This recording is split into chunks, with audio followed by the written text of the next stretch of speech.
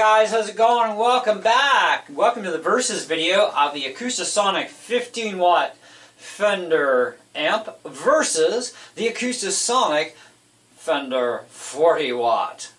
So, both of these are the Acoustasonic series, obviously. Little guy, 15 watts. Big guy, 40. Now, there's obviously some big difference in features between them too. We have chorus effect available to us on the 15 watt, whereas we have reverb on each channel for the 40 watt. Now, you can add your own chorus effect pedal in if you wanted to on the 40, which is fine because then you get chorus and reverb. Now on the 15 you would have to add in a reverb pedal to get chorus and reverb as far as that sort of thing goes. Because your vocals are going to be dry and you're going to need to add reverb to your vocals on the 15, providing you want that. Because let me tell you, singers with dry sounding voices with no reverb on them sound horrible. So anyways, I've dialed both amps in as best as I can, and considering the confines of the area, supporting that as best as I can. I have a small studio in here, so I only have so much space to turn stuff up too, without having to go feedback crazy. So I'm going to use my my Sennheiser headset today. It's an XS Wireless 1 system. So there's our vocal side now. And we have the Taylor guitar out, the 114 CE.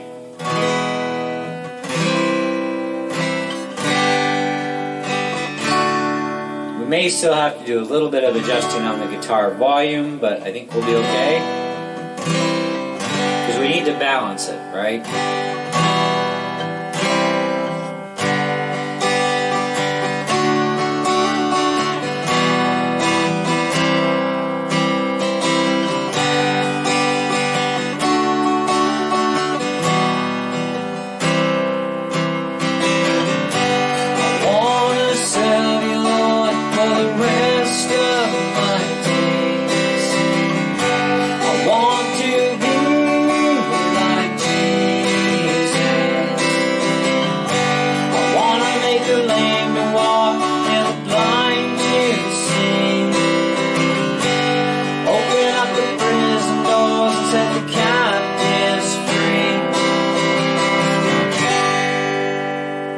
Okay, that's not bad, but I want more reverb. Let's see what happens when we add a bunch of reverb to really weten it up. Okay, so we're like 2 o'clock basically. This is just going to affect the vocal side. They each have their own channels with all the same features.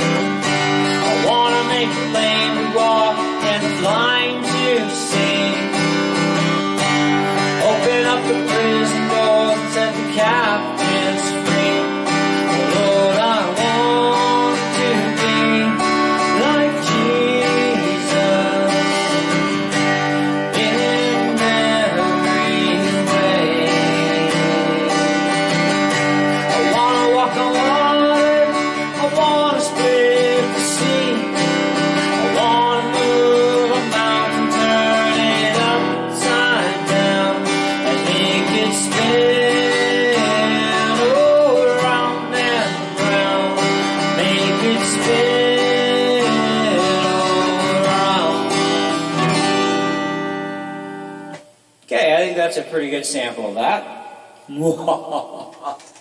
Okay, so now the other thing too is the 40 watt also has twin I think there's 6 or 6.5 inch speakers in the sucker. Anyways, they got 2 speakers. This has got 1. Alright, so microphone channel, guitar channel.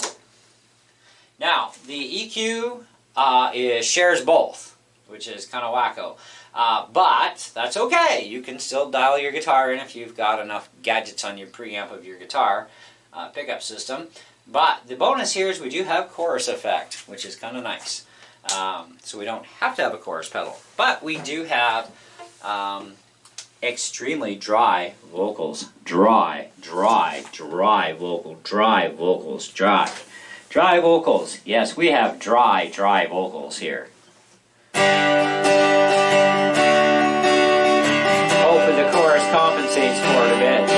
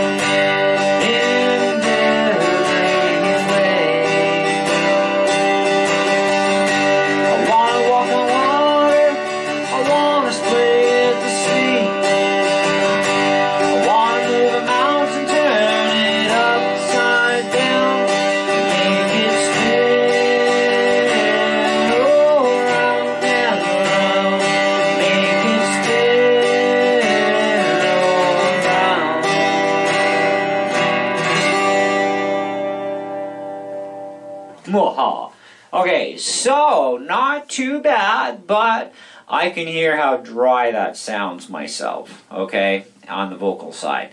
So you'd probably want to find a way to get yourself a reverb pedal hooked in somehow for your vocals. You got to do it, man.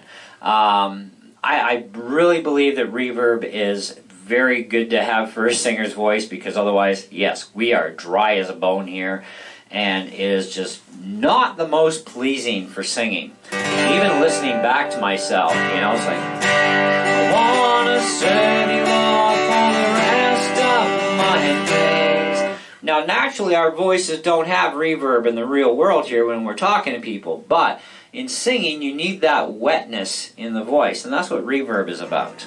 So, and then the chorus effect is quite nice for the guitar. We don't have a lot of chorus effect on, and if we put more on, let's try wettening that up.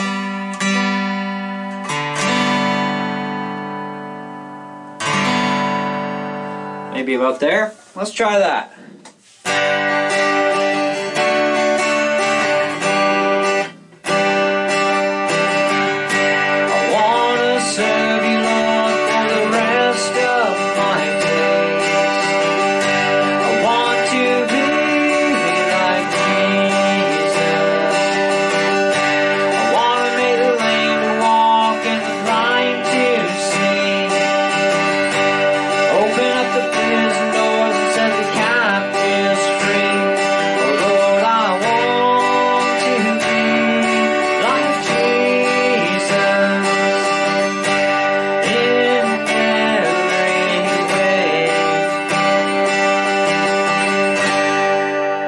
So if you add a bit of extra chorus, it does actually kind of help your vocals a little bit. Not too shabby.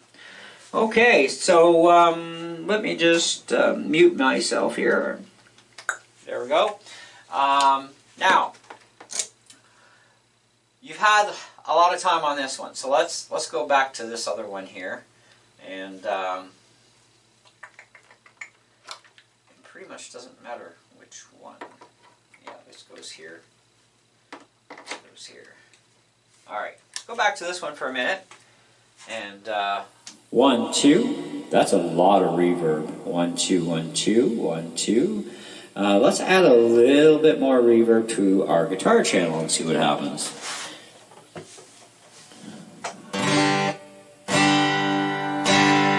I wanna serve you, Lord, for the rest of my days. I want to be like Jesus. I wanna make the lame to walk and the blind to see. Open up the prison doors and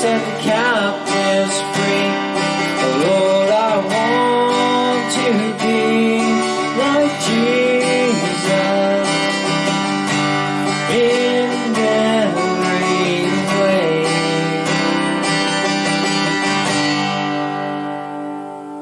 Okay, so let's turn this off. Okay, so mic's off. Now, honestly, guys, I gotta tell you, you do kind of get what you pay for. All right, now I've rented this 40 watter, and after comparing it myself to the 15, especially right now, because this is the first time I've compared the two, it's live on camera. So now I know exactly what I've got between the two of them.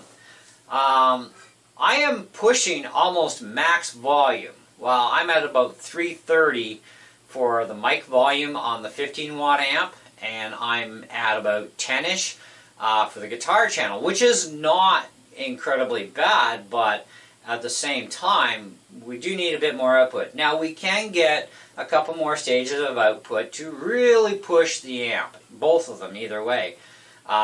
You know, and we would get a lot more out of that amp just going 2 more stages up on my Sennheiser output box for my mic. But we don't have the space in the room here to do that. So this is where things can kind of go a little on the deceptive side, but that's why I'm here to explain how things kind of work. Let's talk about this, okay? Let me just shut this off, because we don't need that on right now anyhow. As for the quality of sound between the two of them, they're both very good, okay? Whether you're talking the guitar or the vocal stuff. Vocals are very dry on the 15 because there's no reverb. And the chorus is on its own, of course, because you don't put chorus on a voice. You put that on the instrument, right? So they didn't share the chorus. At least they did share the EQ so that you could EQ your voice in, okay? Dials either way are all sensitive, especially the bass, mid, and treble on both amps. Definitely very sensitive. That is a known Fender trait on every Fender amp, okay? And that's fine. That's good, because the more range you have available to you, the better you can dial your sound in. So either way, both of them have the benefits of that. The kind of resonance that you get and reproduction of audio quality definitely is far better in the 40, which we would have expected that to be, okay? Because we do have 2 independent channels in the 40. We also have 2 6-inch plus sized speakers. We have reverb on each channel available to us. So if you wanted a chorus effect on your guitar, you would have to use a chorus pedal, which is not a big deal. Even I have a chorus pedal that I can throw in. And then if I wanted to, I could just cancel out the reverb, just use the chorus. Or I can hook a delay up, or whatever I want. Okay, pedals are pedals. You can do whatever you want with your guitar, okay, to make things sound more to what you need for your song. But I think it's very important. In fact, I think it's extremely important that for vocals, you should have reverb. But if you throw enough of that extra chorus in on the 15, you can kind of get away with it and not really get busted for having a dry voice. It does kind of sort of, when it mixes, it kind of lushens up your vocals just a little bit, but you shouldn't have to rely on that, of course. However, we're talking about 2 amps that are a universe apart, because you're looking at $120 new for the 15 watt and about $260 new for the 140. Now, this also depends on where you buy, and we are talking Canadian prices on my channel, of course, as always. But I think if you're in very small areas and you just need to amp things up a little bit more, you definitely would be fine with the 15 watt amp, okay? And it's a great starting point to get into learning how to do a mix too, without having to have a full studio in the house like I do, okay? Because you need to learn to mix and balance your vocals in your guitar, and your guitar always has to be quieter than your vocals, obviously, but you still have to be able to hear both really well, okay? That's very important. Now, On the 40 watt amp, we also do have DI out so that we could go into a PA system and actually use this as a stage monitor too. So when you plug into this, you can have everything on stage sounding exactly the way you want it. And then as far as the house goes, they can control the house system to refine what you've done, because whatever you do to your dials is going to go to the mixing console. So you'd want to start that mixing console out at actually everything at 12 o'clock for the EQs, and then tweak from there into your sound system and push it that way. But you have options either way. You do have the options. Neither one of these can run on battery power, so you are subject to, you have to have access to hydro somehow, be it a power inverter on a portable system, or you plug into a wall socket nearby via an extension cord, or without, whatever. If you want to be able to crank these things up really loud, you have to be several feet away. Okay, and that being the case, you also are going to have to angle the amp, either one, so that it gets out not only to you properly, but also out to the people. Now, where I'm sitting in here in the room, the amps with their height currently, even the 40 watt amp is at a height where I can perfectly hear everything. If that amp was on the floor, it would be much quieter. I'd have to push things that much harder, and of course I'd have other issues with a ton of feedback because of the distance thing. So at least where it's set up, everything's perfectly fine. Now, the 40 watt, of course, does have the XLR and quarter-inch dual jacks, where you have just a straight-out XLR port only on the 15, and of course your channel 2 is for quarter-inch only, which is fine as well. You know, no big deal. It's only basically it's a twin-channel amp either way, but it's just not as refined as our 40 watt fun amp there. Now, in my personal experience right now, I can tell you, for very small areas, and if that's all you're sticking with, like basically 30 to 40 people that need to hear it, the 15 would be fine. If you need more power and you need more, people to be able to project out to, then definitely the 40 watt. And having the access to being able to use it as a stage monitor through the PA system with the port on the back, definitely a huge plus with the 40. So you are getting more for your money with the 40 over the 15. Yes, that is very true, and that's to be expected. That's kind of a no-brainer. This comes down to what is it you're looking for, what do you need to do, and are you concerned with the output so much, right? Now, I think for beginner people who want to get into learning to busk, a 15 watt amp is going to be more than adequate for you in an area of, let's say, 60 by 60 area maybe. That's kind of pushing it, but it should do the trick where people are going to be able to hear you. Especially as they walk by, they're definitely going to hear you.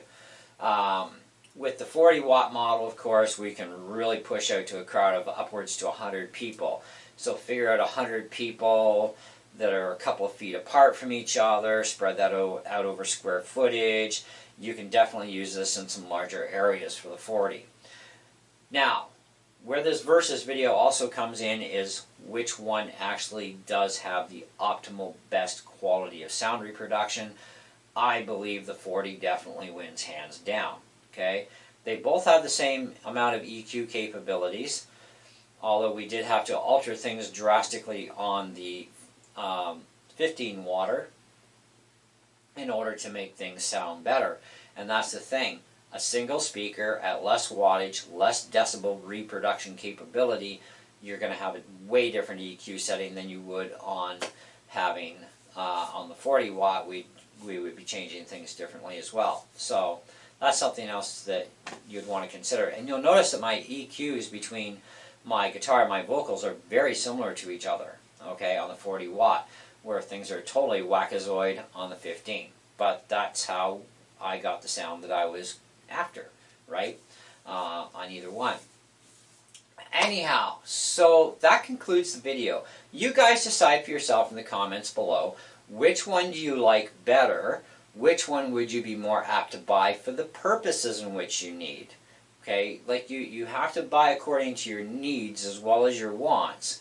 but you also got to think about, you know, how long am I going to use the 15, we'll say, if you picked it, before you're going to have to upgrade, okay? Or are you going to want to upgrade, you know? And if you don't, well then pick one. Either way, pick one. You're going to pay easily double the money for the 40 watter. You will, okay? And you're getting 35. Well, you're getting 15 from 40. You're looking at what? 15 from 40. That's 20. You're getting 25 watts more power. You're getting 2 full EQ bands of independent channels. You're getting the 1/4 inch and XLR on both channels. So you can have 2 guitars in this thing, or 2 mics, or a guitar and a mic, whatever, right? You can. I'm not sure if you can plug pianos into this, and I definitely would not recommend a drum kit, that's for sure. You're going to blow the sucker up, I'm pretty sure, with a drum kit, so don't do it. Speakers won't handle that. But I like all the features available on the 40. I love the sound reproduction, and I have a really good feeling that this may be getting purchased and this may end up for sale. And yet I just got this 15 off Marketplace. I'm kind of like, it's not a waste of money though. I'm learning something, right? And I'm helping you guys out at the same time.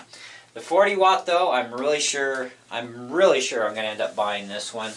I'm going to keep it for the month for sure, and I'm going to play with it more and more and see how useful this thing is going to really be to me, because that's the other thing. I need to decide how useful is it going to be, because I do have an acoustic channel on my Katana 100 watt amp, but I don't have a mic channel on that amp. This gives me best of both worlds, and I can use it for a specific purpose, which is fantastic. So anyways, like I said, in the comments below, make your comments, give me your thoughts and feelings on this, and if you haven't subscribed, do so, and smash that bell for notifications. Thank you so much for paying attention to the long video here, but I wanted to do a full-out, detailed comparison between the two of them. Anyways, we're out of here. See ya!